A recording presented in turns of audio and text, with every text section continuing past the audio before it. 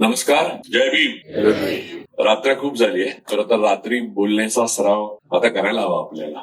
मगाशी दिशाचे आई आणि दिशा बोलत होतो आम्ही. एक बोलणं असं झालं की दिशा आता जे तुरुंग व्यवस्थेवर बोलली. तर आता 2 तुरुंग झालेले आहेत. एक ज्याच्यावर दिशाने काम केलं ते आणि त्यातनं बाहेर आल्यावर जो आहे तो आता त्याच्यात आपण उभे आहोत. मगाशी इथे उपस्थित असलेल्या सर्वांना पहिल्यांदा मी खूप आभारी आहे. स्वप्नील प्रसाद, बाबूजी, दिशा, राहुल प्रधान हे सगळे म्हणजे जवळचीच माणसं आहेत. नितीन वैद्य, वैभव छाया.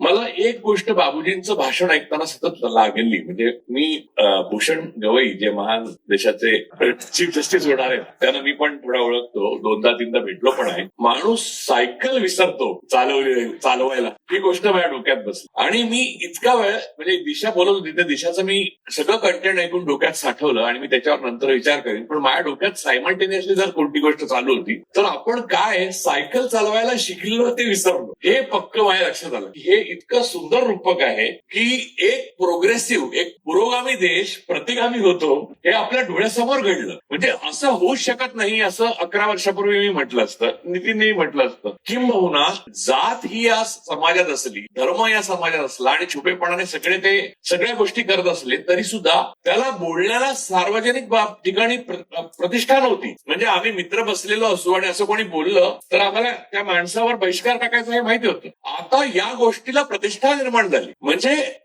मगाशी हर्षवर्धन सत्ताजी आले होते ते म्हणाले की माजी खासदार आणि तो सुद्धा सत्ताधारी पक्षाचा तो मंदिरात गेले. तर तो मंदिरात का गेला ते मला माहित नाही, पण तो मंदिरात गेला तर त्याला सोहळं नाही आणि जानवं नाही म्हणून परत पाठवलं. पण त्याने मंदिरात जाण्या अगोदर एकदा आपल्या राष्ट्रपती द्रौपदी मुर्मूनं पाहिलं असतं तर त्याला कळलं असतं की त्या किती बाहेर उभ्या राहतात. ज्या पद्धतीने अशा पद्धतीने 12 वर्षापूर्वी वगैरे कोणी विचार केला असता असं सांगितलं असतं तर आपण विश्वास नसता. म्हणजे छुप्या पद्धतीने सगळं चालू होतं. म्हणजे मी सातत्यपूर्ण लिखाण आणि बोलण्यातनं आणि ज्या माध्यमातून मी काम केलेलं आहे तेव्हा मी हे पाहिलेलं आहे. आणि नितीनने अतिशय योग्य सांगितलं की आम्ही प्रिव्हिलेज माणसं आहोत खरं तर. म्हणजे ज्या माध्यमामध्ये मी मागच्या वेळेला एकदा भाषणामध्ये माझ्याबरोबर वैभव छाया माझ्या मागेच उभा होता. म्हणजे तो नेहमीच माझ्या मागे उभा असतो. तर त्याच्याबद्दल मी असं म्हटलं होतं की त्याला जर प्रिव्हिलेज क्लासमधनं तो येतो तर तो कित्येक वेळा कित्येक आस्थापनांचा संपादक झालेला असता आतापर्यंत. इतका पोटेन्शियल असलेला तो मनुष्य आहे. पण केवळ तो एका विशिष्ट प्रवर्गात नाही तो, त्यामुळे त्याला ते संधी मिळत नाही. मी मागच्या वेळेला खूप काळानंतर म्हटलं, परंतु हे छुपं होतं आता उघड झालं. आणि ते इतकं उघड झालं की मला असं म्हणजे हे इतकं म्हणजे मला तुम्ही बाबूजी बोलत होता त्याच्यानंतर हसू येणं मला बंद आलं. म्हणजे मला हसू येत होतं पण मला त्रास व्हायला लागला की माणसं सायकल चालायला विसरलं. मी भूषण गवईंबद्दल मी तुम्हाला एक माझाच किस्सा सांगतो. म्हणजे आता मुद्दा आपण तिथपर्यंत आलो आहोत तर नंतर ज्युडिशरीवर पण येऊ. म्हणजे दिशाने बोललाय तर पुढे नेण्याचा मी थोडक्यात बोलतो, फार वेळ घेणार नाही. सगळ्यांनाच भूका लागतं त्याची मला कल्पना आहे. तर मुद्दा आहे की भूषण गवईंना मी एकदा इथे सेंट रेजिस मध्ये एक लिगल कॉन्फरन्स होती त्याला भेटलो होतो. तेव्हा ते सुप्रीम कोर्टात जज झालेले ऑलरेडी. तर मी तेव्हा रमण्णा चीफ जस्टिस होते. तर मी त्या रमण्णांना भेटलो, म्हणजे भूषण गवईंना भेटलो. भूषण गवईंना पाहिलं, अरे मी म्हटलं सर मी दिल्लीत वगैरे आलो तर कधी भेटा. अरे मराठी माणूस मराठी माणसाला ओळखणार नाही तर कुठे काय असं बोलले मला. पण मी आता बाबूजींची कथा ऐकल्यावर मी म्हटलं की मराठी विसरले तर हताश झालो मी. परंतु ज्युडिशरीमध्ये या गोष्टीची कमाल जी बाबूजीने आता सांगितली तीच नाहीये. स्वतःवरच झालेला बलात्काराचा आरोप स्वतःच ऐकून स्वतःच दोषमुक्त करणारे चीफ जस्टिस पण आपल्याला भेटलेले आहेत. त्यामुळे देवाचा संदेश घेऊन डायरेक्ट देवाकडनं आदेश घेऊन, म्हणजे शेवटचं रिलिजन शेवटचा धर्म इस्लाम असं मानतात. तर मोहम्मद हे प्रॉफिट आहेत, प्रेषित आहेत, त्यांना अल्लाहकडनं संदेश आले. त्यानंतर कोणी प्रॉफिट होऊ शकत नाही. पण आपले चीफ जस्टिस त्यांना देवाकडनं संदेश आले आणि त्यांनी मंदिर बांधायला परवानगी दिली, ज्याच्यावर आपण सही पण नाही केली कारण आदेश वरनं आलेला. बरं, ज्यांनी आदेश दिला तो देव नाही, नॉन बायोलॉजिकल आहे.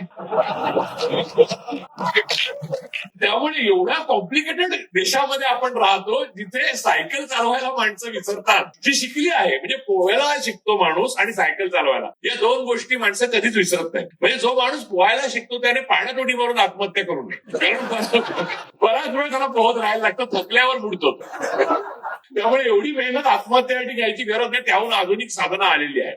आणि भारत देशाचं उदाहरण पाहता किती आधुनिक साधनं आत्महत्या करण्याची सामाजिक आलेली आहेत हे आपण बघू शकता. सरळ सरळ एक समाज आत्महत्या करतोय. कोणताही म्हणजे आपण शास्त्रीय विचार करण्याची पद्धत, सायंटिफिक टेम्परामेंट, आपल्या आधुनिक शाखा, कला शाखा, विचार करण्याच्या पद्धती, आपल्या मधल्या भिंती मोडून ब्रिज बांधण्याची, पूल बांधण्याची प्रक्रिया, या सगळ्या नष्ट करून आपण आपली मंदिर असताना मशिदींसमोर जाऊन नाचतो. म्हणजे आधी आंदोलन केलं मंदिर बांधायचं, ते बांधून झाल्यावर ते मंदिर सोडून दिलं कारण तिथे सीटच आली नाही निवडून. ते पराभूत झाले, ते सोडून दिलं आणि मग मशिदींसमोर जाऊन नाचायला लागले कारण त्यांच्या लक्षात आलं जागृत देव इथे नाही तिथे आहे. आता मगाशी राहुल जेव्हा सांगत होता फडणवीसांची हकीकत की सोमनाथ सूर्यवंशीची जी हत्या आली कोठडीमध्ये, त्याच्यावर ते हाऊसमध्ये असं म्हणाले की त्याला हार्ट अटॅक आलाही असेल, आपल्याला काय माहिती. शेवटी मनुष्य गेल्यावर अनेक कारणांनी तो जातो पण शेवटी हार्ट अटॅक येतो. त्यामुळे मेरे मन को भाया मैंने कुत्ता काट के खाया या लेवलला राज्य करताय. आणि या प्रकारचं राज्य आपण एक म्हणजे मला अनेकदा असं वाटतं की माणसं केवळ डावीकडनं जायला लागतं आणि उजवीकडनं गेलं तर प्रॉब्लेम होतो किंवा पकडतात असं कोणीतरी पूर्वी सांगितलंय म्हणून डावीकडनं चालत राहत आणि कायदा आणि सुव्यवस्था आपल्याकडे आहे. अन्यथा आपण अनार्कीत पोचलेलो आहोत, आपण एका अराजकात पोचलेलो आहोत जिथे माणसं आपल्याला जी संस्कृती, सभ्यता आणि चांगुलपणा, मानवता, माणसा माणसात भेद नाही हे सगळं शिकवण्याचा प्रयत्न काही महापुरुष करत होते, ज्यामध्ये महात्मा फुले, डॉक्टर बाबासाहेब आंबेडकर, राजर्षी शाहू महाराज, गाडगे महाराज, अनेक म्हणजे मी अनेक पुन्हा पुन्हा हे सांगतो. तर ह्या सगळ्या माणसांनी जे शिकवण्याचा प्रयत्न केला ते अंडू करणं म्हणजे त्या पुसून टाकण्याकरता जी झटापट चाललेली आहे, जी प्रयत्न चाललेले आहेत, म्हणजे मला एक कळत नाही की आता महात्मा फुल्यांवर चित्रपट येऊ पाहतो, त्याच्यावर कालच म्हणजे आता एवढा गदारोळ झाला, मी स्वतःही बोललोय आणि या विषयावर सर्वसाधारणपणे कोणी कमर्शियल व्हेंचर करत नाही, पण नितीन वैद्य हा हाडाचा कार्यकर्ता असल्यामुळे ज्यात पैसे नाहीत त्यात काम करून दाखवायचं याची त्याला फार हौस आहे. तर ज्यात प्रॉफिट नाही असंच काम आपण केलं पाहिजे, ते त्याला लहानपणापासून त्याच्या मनावर बिंबलेलं आहे. त्यामुळे तो आपल्या कंपनीतर्फे असे प्रोजेक्ट करतो. तर ते त्याने केले आणि आता जे दिग्दर्शक आहेत त्याचे महात्मा ते सतत सांगतात किधर है मेरे को प्रॉफिट, किधर है मेरे को प्रॉफिट. आणि त्यांना एवढे व्हल्नरेबल बनवले, मला वाटतं रोज दम देत असणार वरनं अमित भाई की वो फुले का देखा वो ऐसा आएगा तो मैं देखेगा. तो बिचारा माणसाला जगण्याला काहीशे दिवस उरल्यासारखा जगतोय तो इतकी भीती निर्माण करून, एवढा भीतीदायक समाज निर्माण करून आपण या समाजात राहतोय. तर हे दुसरं जेल नाहीये का? आणि दुसरं असं की जाती व्यवस्थेच्या बाबतीत ती जेलमधलं म्हणाली, तर आपल्या समाजात आता जाती व्यवस्थेचा काय परिस्थिती आहे? ओपनली आता जाणवी दाखवायला लागलेत लोक, ओपनली आपण पंडित असल्याचं गाडीच्या मागे लावून फिरतायत आणि मुस्लिम आणि दलित आणि ट्राईब्स म्हणजे जे नोमॅडिक ट्राईब्स आहेत किंवा शेड्यूल ट्राईब्स जे आहेत त्यांना जगण्याचा अधिकार नाही असा हायपोथेसिस असलेली एक संस्कृती आपण उभी केली आता 11 वर्ष. आणि या गोष्टीला पंतप्रधान, राष्ट्रपती, एक्झिक्युटिव्ह सगळे, ज्युडिशरी सगळ्यांनी पाठिंबा दिल्यासारखंच आहे. म्हणजे तुम्ही या विषयावर जर रिट म्हणजे आता तिने योग्य सांगितलं की चळवळीला पर्याय नाही, म्हणजे त्याच मुद्द्यावर बोलून मी संपवतो की जर तुम्ही उद्या अपील केलं, PIL केली, एखादा ड्राफ्ट जरी केला रोहितसाठी, आपण वेमूला ड्राफ्ट तयार केला, रोहित ड्राफ्ट तयार केला, तुम्हाला आम्ही या सगळ्या प्रक्रियेमध्ये जे राहुलने सांगितलं की इथलं इलेक्शन मॅन्युप्युलेट होतं, त्याच्यावर आम्ही हेच बनवलं, त्याच्यावर संशोधन करून आम्ही अहवाल बनवला. आम्ही परभणीला सोमनाथ सूर्यवंशीच्या राहुल या प्रक्रियेत आम्ही आणि राहुल एकत्र होतो. सोमनाथ सूर्यवंशीच्या हत्या जी कोठडीत झाली होती त्याच्यावर आम्ही अहवाल बनवला. एकाही वृत्तपत्राने, एकाही माणसाने, एकाही संस्थेने तो गंभीरपणे बोललं पण नाही, सांगितलं पण नाही आणि कळलं पण नाही. कारण लोकांना एकच गोष्ट माहिती की बॉसने बोलाय ऐसा नाही बोललाय बस. म्हणजे 2 माणसं हा देश चालवतायत, 2 माणसं हा देश विकत घेत आहेत आणि उरलेली 15-20 माणसं मुख्यमंत्री म्हणून वेगवेगळ्या राज्यामध्ये थैमान घाल. या पद्धतीने काम होतं. म्हणजे मला तर कधी कधी ना महाराष्ट्रामध्ये काही काही गोष्टींचा खूप कन्फ्युजन आहे. उदाहरणार्थ मला बाळासाहेबांचे विचार कुठचे होते हे लहानपणापासूनच कळलं नाही, कारण बाळासाहेब असतानाच मला विचार विचार करायचे नाहीत त्यांचे. ते जे बोलायचे त्याचे साधारण मी जर नमुना दाखवायचा झाला तर विषय मोठा आहे, वेळ कमी आहे, हे वाक्य पहिल्या सांगतात. आणि मग ते नकला करायचे 5-6. मग पुष्पा भावेंना भाविन म्हटलं वगैरे अशा 4-5 गोष्टी करायचे. मग प्रमिला दंडवते सर्वांना गंडवते वगैरे बोलायचे. आणि मग मला असा शेळपट मग शिवसैनिक नको, मला पेटून उठणारा शिवसैनिक हवा असं सांगून जय महाराष्ट्र म्हणून निघून जायचं. आणि मग दुकानामध्ये तोडफोड करायची किंवा गुलाल उधळत विचारांचा गुलाल उधळत लोक घरी जायचे. आता हा विचार पळवण्याची स्पर्धा लागलेली. आता हा कुठचा विचार आहे? मला लहानपणापासून मी बाळासाहेबांचा विचार शोधतोय, मला शरद पवार साहेबांचा पण विचार शोधतोय.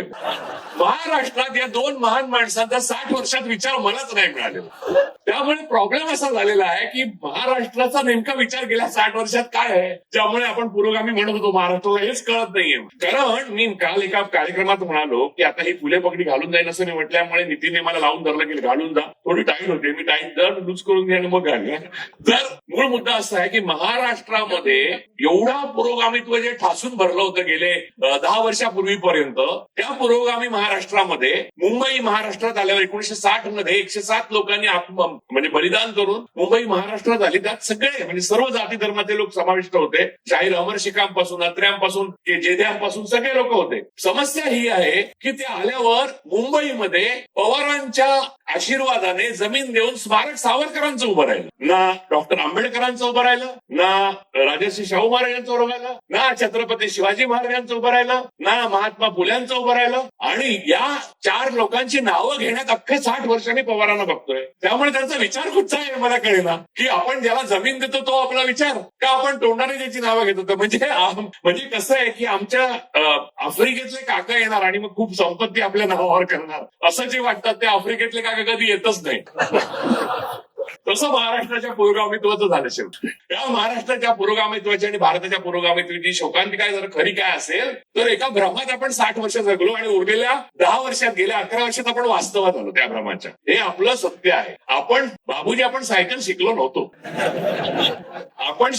आपण फक्त गुडघे फोडून घेतले आणि एक दिवशी बंद केली सायकल शिकायची आणि सांगितलं की सायकल शिकलो होतो पण विसरलो. इथे संपतो आपला प्रवास. आपण स्वातंत्र्य चळवळीनंतर कोणत्याही प्रकारच्या वैचारिक क्रांती आणि वैचारिक संघर्षाला नकार दिलेला एक अत्यंत स्टेटस को मेंटेन करणारा समाज आहोत. आणि आपली लोकसंख्या एवढी प्रचंड आहे की ते एक माणूस परत भेटत नाही. त्यामुळे प्रत्येकाकडे खोटं बोलतायत.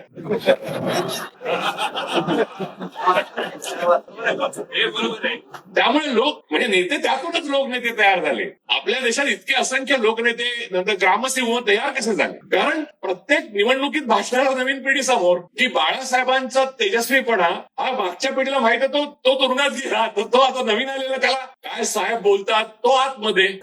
तर मग माणसांची कमी नाही. आपल्या देशामध्ये माणसं एवढी वाढली पण विचार अतिशय पातळ होत गेले आणि तो पेटवण्याकरता, त्या प्रकारचं मशागत करण्याकरता, त्या प्रकारचं बौद्धिक क्रांती करण्याकरता माणसं आपल्याकडे कमी कमी होत गेलेली दिसतात. आणि जी थोडी माणसं होती त्यातली अर्धी हिपोक्रॅट. म्हणजे कम्युनिस्ट पार्टीला 70 वर्ष लागली की आपल्या पॉलिट ब्युरोमध्ये ब्राह्मण सोडून कोणतरी असलं पाहिजे बाबा असं वाटलं.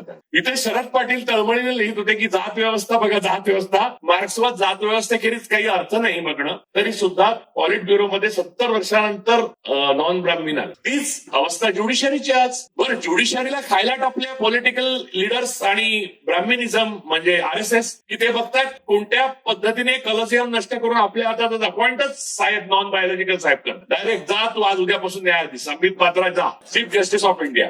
तर उसके पास डिग्री कहाँ है? तो मेरे पास कहाँ थी?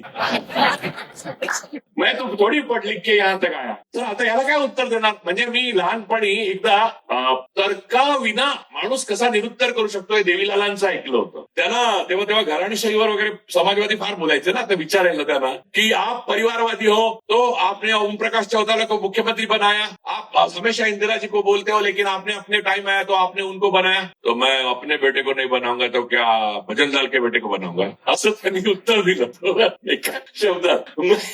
मला तेव्हा मी माझ्या मुलाला मुख्यमंत्री काय करणार, काय भजन नाट्य करणार. आता इतकं साधं निरुत्तर करणारं इलॉजिकल उत्तर ज्या देशात मिळालं ना, त्या देशात तेव्हाच आपण शहाणपणाने समजायला पाहिजे होतं की भविष्य काय आहे. ते न विचार करता आपण मौज करत राहिलो आणि वैचारिक मौज करत राहिलो. ती वेळ आता गेलेली आहे. आता युद्धाची वेळ आलेली आहे. अनफॉर्च्युनेटली, दुर्दैवाने, आता मी माझं शेवटचं स्टेटमेंट काय ते करतो, कारण मला उलगुलान पुरस्कार मिळाला. मी लायक आहे की नाही मला माहित नाही, पण मी ते सांगतो. जेव्हा तुम्ही शांततेच्या काळात घाम गाळता एखाद्या गोष्टीवर, व्यायामावर, कवायतीवर आणि पूर्वतयारीवर, तेव्हा युद्धात तुम्हाला रक्त कमी गाळावं लागतं. हा तो देश आहे गेल्या 70 वर्षात आपण घाम नाही गाळला. त्यामुळे आता आपल्याला पर्याय नाही, रक्त जास्त गाळावं लागणार. त्याची तयारी आतापासून सुरू करा. या रात्रीची पहिली जर कोणती माझी म्हणून घोषणा असेल तर तुम्हाला किंमत द्यावीच लागेल. स्वातंत्र्य भीक म्हणून कोणी देत नाही, ते संघाने हिरावून घेतलेलं आहे. ते तुम्हाला खेचूनच परत घ्यावं लागेल. आणि तो स्वातंत्र्य लढा ब्रिटिशांबरोबरच्या स्वातंत्र्य लढ्याहून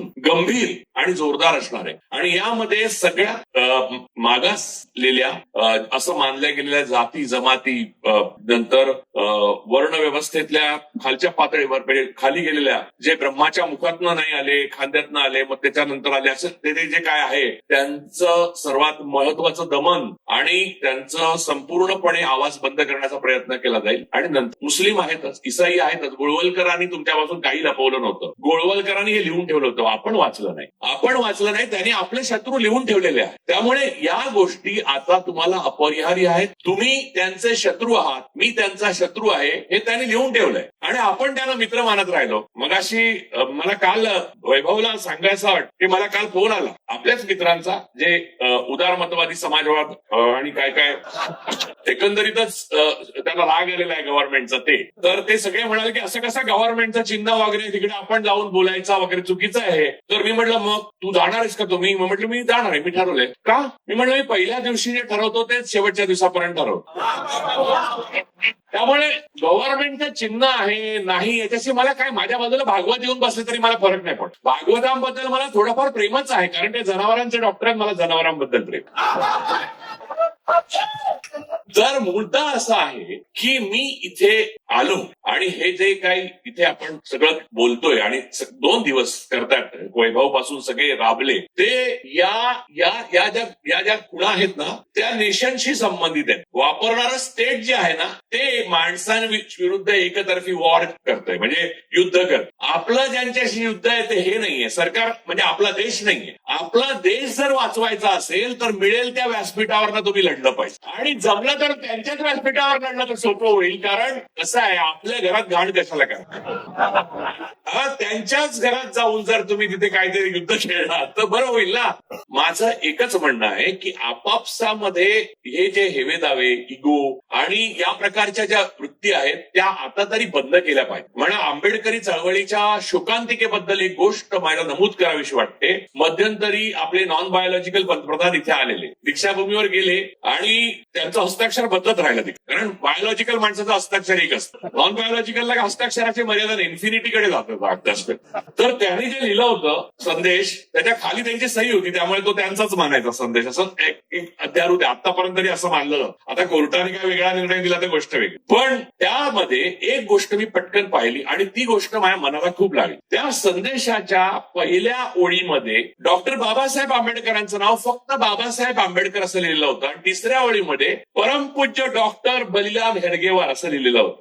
आपल्या महान नायकाचा अनुयायी पराभव कसा करतात त्याचं हे उत्तम उदाहरण आहे. आणि आपल्या खलनायकाला सुद्धा अनुयायी कसा वरती नेऊन ठेवतात त्याचंही हे उत्तम उदाहरण. हे कायर होते, हेडगेवार भित्रे होते, ज्यांनी बोसांना सुद्धा भेटायला नकार दिला, कारण खोटं ब्रिटिश सरकार रागवेल म्हणून आतमध्ये आजारीपणाचं नाटक केलं. पण त्यांचं परमपूज्य डॉक्टर, कारण त्यांच्या अनुयायांची सत्ता आली. जर आज बाबासाहेबांच्या अनुयायांची सत्ता आली असती, त्यांची वज्रमूठ टिकली असती, तर डॉक्टर बाबासाहेब आंबेडकर, संविधानकार डॉक्टर बाबासाहेब आंबेडकर, विश्वरत्न संविधानकार डॉक्टर बाबासाहेब आंबेडकरचं काहीतरी लिहिलं असतं. आणि मला खात्री आहे की त्यांच्या डॉक्टर बाबासाहेब आंबेडकरांच्या अनुयायाने जर लिहिलं असतं तर स्वतःच्या हस्ताक्षरात लिहिलं असतं. निदान प्रामाणिकपणा तेवढा तर त्याच्यात असताच. पण या सगळ्या क्रांतीची सुरुवात जय भीम पासून झाली होती आणि या क्रांतीची अखेर सुद्धा जय भीमनेच होईल, एवढा आशावाद प्रकट करून मी थांबतो. जय भीम.